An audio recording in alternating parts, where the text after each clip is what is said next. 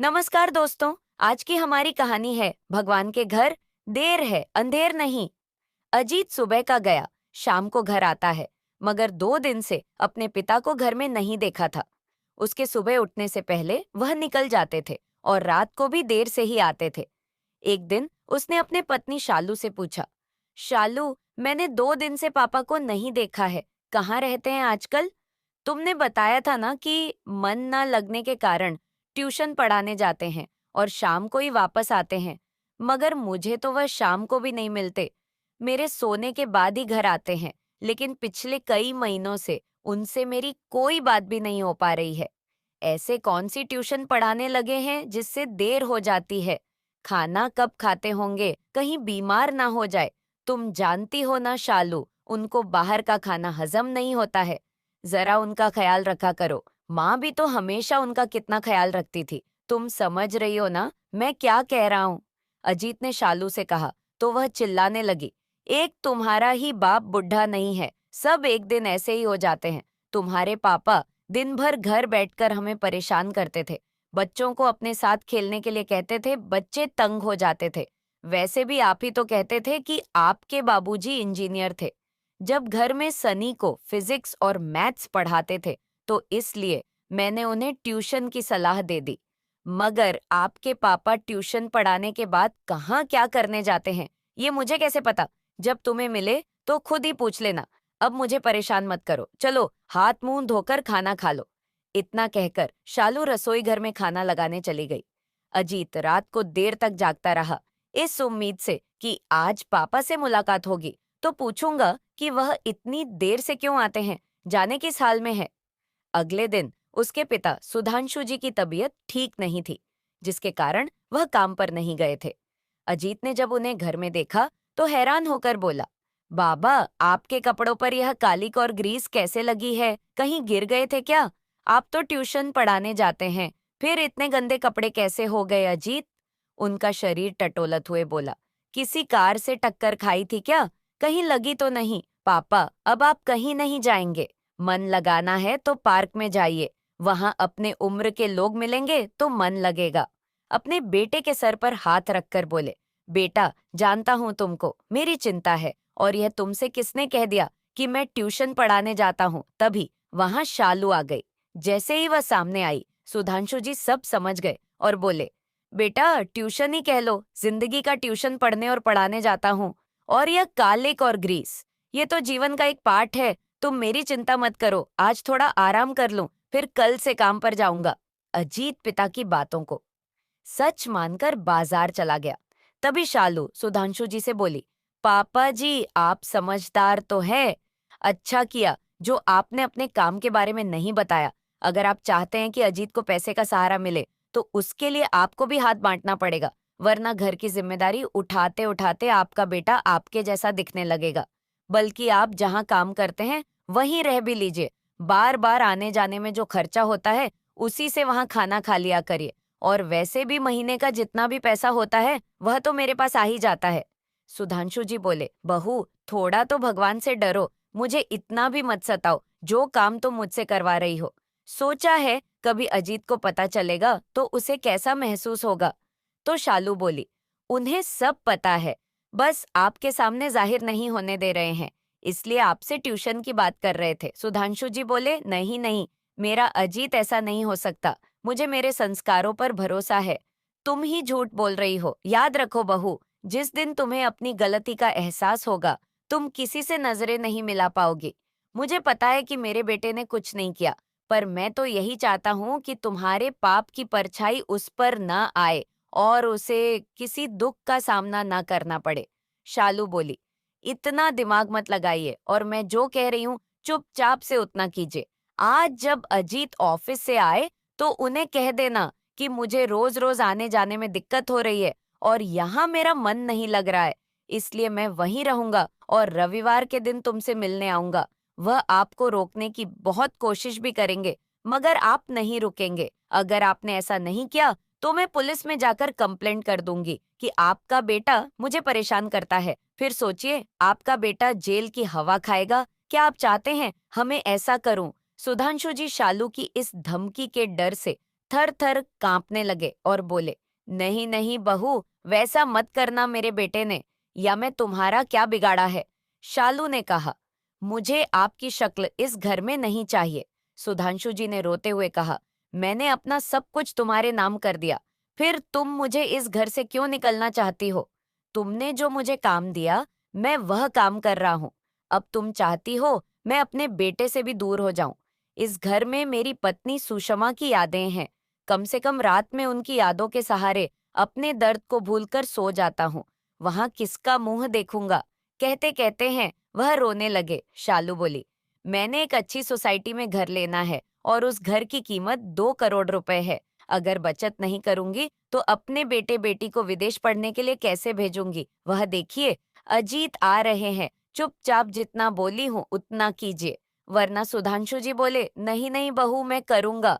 कहते हुए सुधांशु जी रोने लगे और जैसे ही बेटा सामने आया, अपने आंसू छुपाते हुए बोले, अजीत बेटा, यहाँ बैठो, तुमसे कुछ बात करना है।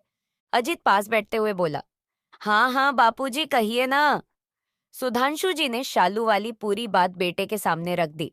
अजीत बोला, नहीं नहीं, ये आप कैसी बातें कर रहे हैं? एक तो ऐसे ही मैं आपको दिन भर में एक बार देखता हूँ, अब आप यहाँ से दूर जाने की बातें कर रहे हैं। आप कहीं नहीं जाएंगे। शालू दूर से खड़ी उन्हें आंखें दिखा रही थी। जैसे ही अजीत ने शालू की तरफ देखा तो शालू बोली, हाँ हाँ पापा जी, ठीक ही तो कह रहे हैं, आप जाना क्यों चाहते हैं? सुधांशु जी शालू की तरफ देखने लगे और सोचने लगे, ईश्वर ने किस मिट्टी से इसको बनाया है, जरा भी भगवान का डर नहीं है। फिर भी सुधांशु जी बेटे के लिए खामोश रहे और बोले, बेटा बस थोड़े दिन की ही तो बात है, काम खत्म करके जल्दी ही तुम्हारे पास आ जाऊंगा। चलो आज साथ बैठकर खाना खाते हैं।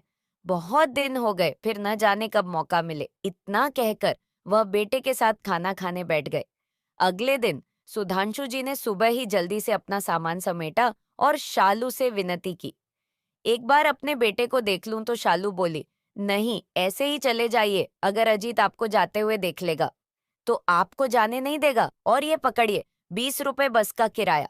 अब जो रोज आने जाने में खर्च करते थे, उससे खाना खा लेना। अब आप जाइए यहाँ से, वरना अजीत आ जाएगा।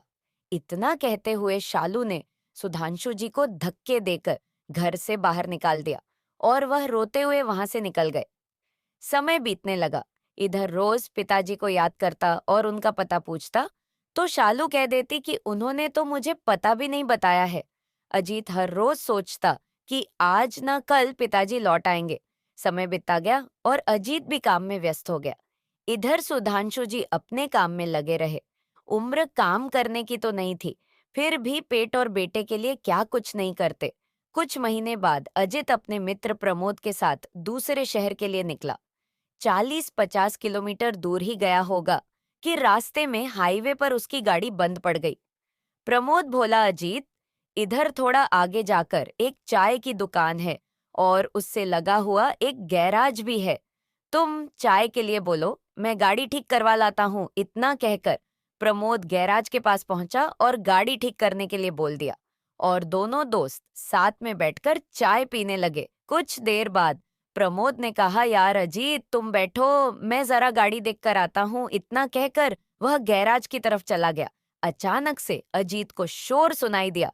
प्रमोद के चिल्लाने की आवाज आ रही थी, जिसे सुनकर अजीत जल्दी से जल्दी उठकर बाहर गैराज में लगी गाड़ी की तरफ पहुंच गया। देखा तो प्रमोद बुजुर्ग मैकेनिक को गिरेबान से पड़कर थप्पड़ मार रहा था। प्रमोद कह रहा था, अबे बूढ़े, तुझे किसने इस गैराज में काम पर रखा है? अपनी औकात देख, उम्र देख, अपने आप को इंजीनियर समझता है क्या? किसने कहा था तुम्हें मेरी गाड़ी को खोलने? बोल अब। तुझे पता है कि इसकी कीमत क्या है? तुझे क्या, तेरे पूरे खानदान को भी बेच दूंगा तो भी गाड़ी के पैसे नहीं चुका पाएगा। कहाँ गया इस गैराज का मालिक? कैसे कैसे लोगों को काम पर रख लेते हो? प्रमोद जोर जोर से मालिक को आवाज लगाने लगा। अजीत भीड़ के पीछे से खड़ा देख रहा था।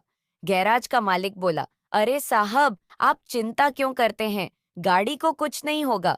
उनकी उम्र भले ही ज्यादा है, मगर इन्हें जानकारी बहुत है।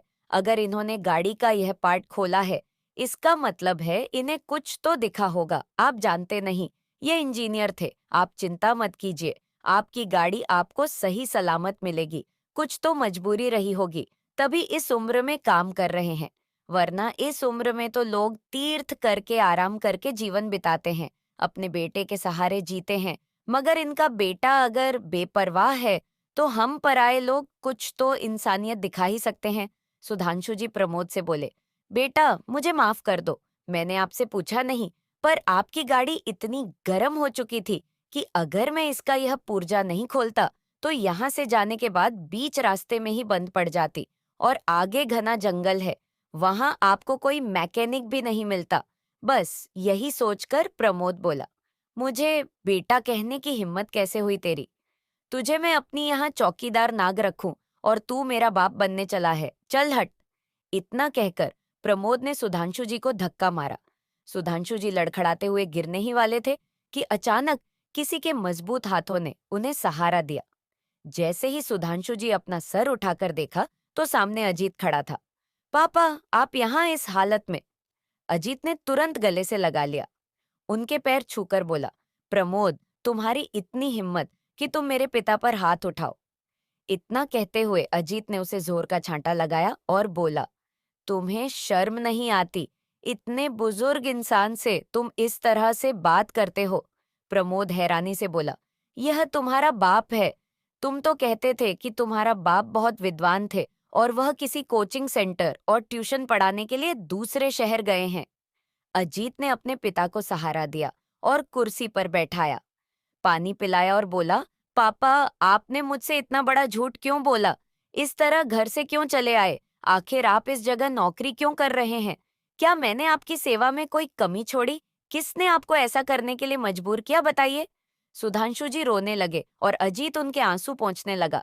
आसपास खड़े सभी लोग बाप बेटे को देख रहे थे। सुधांशु जी बोले, बेटा, भगवान किसी पिता को ऐसे दिन नहीं दिखाएं, लेकिन शायद मेरी किस्मत में यह सब देखना ही लिखा था। अजीत बोला, मुझे सब कुछ बताइए, आखिर ये सब क्यों हुआ? आपने मुझे क्यों नहीं बताया? आखिर क्या मजबूरी थी? सुधांशु जी उस दिन को याद करने लगे और बोले, बेटा, याद है तुम्हें, तुम्हारी माँ के मरने के जब 5 महीने बाद तुम मुझे अपने साथ लेकर शहर आए, कुछ रोज बाद ही बहू को मेरा वहां रहना और तुम्हारा मेरी चिंता करना खटकने लगा था। इतना कहकर उन्होंने अपनी सारी आपबीती सुनाई। एक रोज सुधांशु जी को बड़ी जोरों की भूख लग रही थी। सुबह से कुछ नहीं खाया था। अंदर पोता पोती सभी खाना खा रहे थे। बहू को कई बार खाने के लिए उन्होंने आवाज लगाई, मगर जब कोई आवाज नहीं मिला और ना ही शालू अंदर से खाना लेकर आई, तो 3 घंटा होने को आए। सुबह की चाय पीकर बैठे थे। 60 वर्षीय सुधांशु जी की भूख और जोरों से बढ़ गई थी। बाकी दिन तो सुबह बच्चों और अजीत के लिए जब नाश्ता बनता था तो उन्हें भी साथ में ही रोटी मिल जाया करती थी। पर आज रविवार था और खाना देर से बना था। बच्चे अपनी पसंद की पास्ता, सैंडविच मांगते तो उन्हें मिल जाता, मगर घर के बूढ़े को एक रोटी तक नहीं पूछते थे। बेचारे सुबह से ना धोकर खाने के राह देखते रहते थे। कुछ दिन बाद शालू ने आसपास के बच्चों को ट्यूशन पढ़ाने का उन्हें काम लाकर दे दिया। जब तक वह ट्यूशन पढ़ाते तब तक उन्हें चाय पानी मिलती, और जिस महीने एक भी बच्चा ट्यूशन छोड़ देता, सुधांशु जी की एक रोटी कम कर दी जाती। हर महीने का लगभग यही होता था। एक दिन जब सुधांशु जी को भूख सहन नहीं हुई तो खुद ही उठ रसोई घर में खांसते हुए चले गए। शालू ने उनको देख अपने सर का घूंघट बढ़ा लिया। सुधांशु जी ने होंठ केस 2 रोटी और सब्जी ली और दही ढूंढने लगे, मगर उन्हें दही नहीं मिल रही थी। शालू उनको गुस्से भरी नजरों से घूंघट में से ही देख रही थी। सुधांशु जी चबूतरे पर चारपाई डालकर पूरा दिन बाहर बैठते, फिर शाम को अजीत के आने से पहले ही घर के अंदर आने दिया जाता था। बेटा सुबह का दफ्तर गया, रात में ही आता, उसका थका हुआ चेहरा देखने को खटिया पर ही लेते रहते थे। यह सोचकर कि एक बार अजीत का चेहरा देख लूं, फिर सो जाऊंगा। अजीत जब बच्चों के लिए कुछ लेकर आता था तो अपने पिताजी को भी प्लेट में निकालकर दे देता था, चाहे वह एक चॉकलेट ही क्यों ना हो। सुधांशु जी बड़े मन से चॉकलेट खाकर बेटे से आराम करने को बोल देते। पिता को बिना दांत के चॉकलेट चबाते हुए देखा अजीत को भी बहुत सुख मिलता था। वह उनमें अपना बचपन देख रहा था। सही भी तो है, बच्चा बूढ़ा एक समान होता है, पर यह सब शालू के आंखों को चुभ रहा था। एक रोज सुधांशु जी ने हाथों से अपनी थाली उठाई कि उनका ध्यान फ्रिज की तरफ गया, तो थाली को एक किनारे रखकर उन्होंने फ्रिज खोला। उसमें दही रखा देख उनकी जी दही खाने को मचलने लगा। जैसे ही उन्होंने दही लेने के लिए छोटी सी कटोरी उठाई, शालू बोली, खबरदार, जो दही को हाथ लगाया बेटा, बोलता है कि खांसी है और इनकी जीभ से लार टपक रही है। इस उम्र में दही खाकर कौन सा 2-4 साल ज्यादा जी लेंगे, और जियोगे भी तो हमारे लिए मुसीबत बढ़ाओगे। चुपचाप से अपनी थाली लेकर बरामदे में चले जाओ और जाओ ट्यूशन पढ़ाने, वरना जो 2 रोटी मिल रही है वह भी कम हो जाएगी। शालू को इतनी कड़वी बातें सुधांशु जी की आंखों में पानी ला देती थी बेचारे। सुधांशु जी चुपचाप अपनी थाली लेकर बाहर निकल आए और खाट पर आकर अपनी पत्नी को याद करने वालों की कैसे उन्हें थाली में सजाकर खाना परोसती थी। जब तक खाना खा नहीं लेते थे वहीं बैठी रहती थी। उन्हें खाते देखकर सुषमा जी को कितना सुकून मिलता था। आज हर कोई घर के अंदर खा रहा था और घर का मालिक घर के बाहर सूखी रोटी और दाल खा रहा था। मानो उसे वह कुत्ता ही समझ रहे हैं जो घर की देखभाल के लिए एक रोटी उसके सामने फेंक दी जाती है। अचानक से गैराज के मालिक की आवाज पर सुधांशु जी अपने दर्द भरी यादों से बाहर आए। सुधांशु जी, आपने कभी बताया ही नहीं कि आप इतने पढ़े लिखे हैं, और जिस औरत में हमसे आपके काम की बात की थी, क्या वह आपकी बहू है? भगवान किसी पिता को ऐसे दिन ना दिखाएं, और कोई औरत इतनी नीचे कैसे गिर सकती है? हे भगवान, उसने तो अपने साथ मुझे भी इस पाप का भागीदार बना दिया। नहीं नहीं, आप यहाँ नहीं रह सकते। अगर आपके बेटे बहू आपको नहीं रखते तो आप मेरे साथ चलिए। अजीत बोला, नहीं, यह मेरे बाबूजी है और यह अब कहीं नहीं जाएंगे, इज्जत के साथ अपने घर पर रहेंगे। वहीं खड़ा प्रमोद भी उनसे माफी मांगता रहा और बोला, अंकल जी, मुझे माफ कर दीजिए, मुझसे बहुत बड़ी भूल हो गई। मुझे नहीं मालूम था कि आप अजीत के पिता हैं। सुधांशु जी बोले, बेटा, मैं तुम्हारे मित्र का पिता हूँ, यह सोचकर तुम मुझसे माफी मांग रहे हो। अगर मेरी जगह कोई और इंसान होता तो क्या तुम उस पर हाथ उठा देते? बेटा, कुछ नहीं तो अपने माता पिता की सिखाए गए संस्कारों को याद रखो। मैं रहूं या कोई और रहे बुजुर्ग, किसी न किसी का तो बाप होता ही है। मेरा बेटा मेरी हालत के बारे में जानता ही नहीं था। इतना कहकर सुधांशु जी अपने बेटे का हाथ थामकर घर की ओर निकल चले। पिता को बाहर कुर्सी पर बैठाकर अजीत सीधा घर के अंदर गया और बोला, शालू, बहुत दिन हो गए पापा की, अब तक कोई खबर नहीं आई। काम तो तुम्हारे कहने पर उन्हें मिला था, तो फोन करके पता करो ना कि आखिर कई महीने से बाबूजी घर क्यों नहीं लौटे हैं। नहीं तो पुलिस स्टेशन जाना पड़ेगा। शालू बोली, आपके कहने से पहले ही मैंने कल फोन की थी। उन्होंने कहा कि पापा जी जिसे पढ़ा रहे थे वह आदमी उन्हें अपने साथ विदेश ले गया। आप अपने पिताजी को तो देखिए कि हमें कुछ बताया भी नहीं और उस आदमी के साथ विदेश चले गए, यह कहकर कि उनके बच्चों को वहां पढ़ाएंगे और अपना बुढ़ापा आराम से विदेश में जिएंगे। आपने सोचा था कि आपके पिताजी कभी आपके साथ ऐसा धोखा करेंगे? छिछि, कैसे हैं आपके पिताजी? तभी शालू के गाल पर एक जोरदार तमाचा पड़ा और उसे दिन में ही तारे नजर आने लगे। वहीं खड़ा खड़ा प्रमोद बोला, भाभी जी, कुछ तो शर्म करो, कितना झूठ बोलोगी यार। अजीत, अपने घर की बात तुम खुद ही संभालो, मैं चलता हूँ। इतना कहकर वह चला गया। चालू कुछ समझती और पूछती, इतनी देर में दूसरा थप्पड़ उसके गाल पर पड़ा हो अजीत? शालू, तुम जैसी बेशर्म औरत आज तक नहीं देखी मैंने। तुम मेरे पापा को ऐसे काम पर लगाया। बेशर्म औरत, जो मेरा बाप अपने जमाने में इंजीनियर था, उसे तुमने गैराज में मैकेनिक बना दिया और मुझसे झूठ पर झूठ कहती रही, और तुमने उन्हें इतना डरा दिया कि तुम उन्हें मुझसे मिलने नहीं दोगी और मुझे जेल भिजवा दोगी। अब मैं तुम्हें बताता हूँ कि जेल कौन जाएगा, रुको तुम।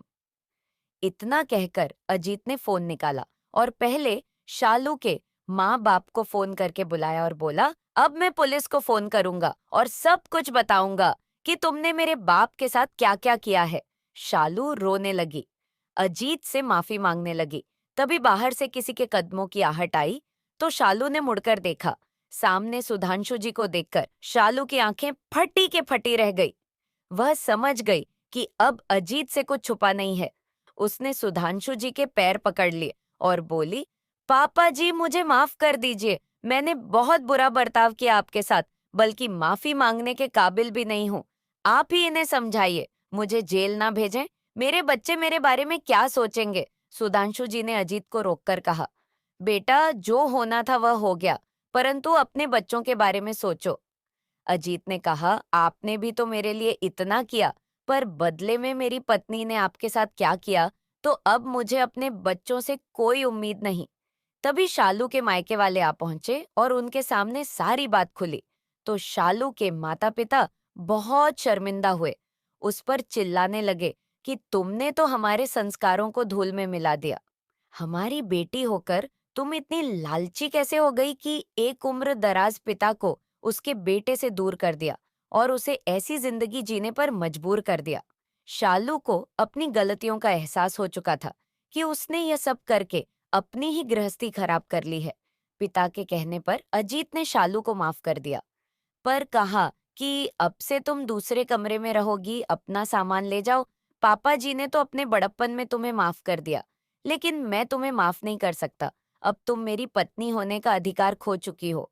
अब हम एक छत के नीचे नहीं रह सकते। मगर शालू सबके लिए अनजान हो गई थी। सुधांशु जी का व्यवहार उसके लिए बिल्कुल नहीं बदला। आज भी वह बहू कहकर पुकारते थे और उतनी ही इज्जत दे रहे थे। एक रोज शालू ने थाली में अच्छे से खाना सजाकर उनको दिया, तो सुधांशु जी थाली को देखकर बोले, देखा अजीत, आज तो मेरी बहू ने 56 भोग समाने हाजिर कर दिए हैं। अरे इसमें तो दही भी है, आज खाना खाकर आनंद आ जाएगा। वही रसोई के दरवाजे पर खड़ी शालू मन ही मन सोची, खाना तो रोज यही बनता है, मगर मैंने ही इनको इन सबसे दूर रखा। पापा जी आज यह खाना देखकर बच्चों के समान लग रहे हैं। सच में बूढ़े और बच्चे एक जैसे होते हैं, इसलिए अब इनके लिए सबसे पहले थाली लगाऊंगी, जो बड़े होने के नाते इनका हक भी है।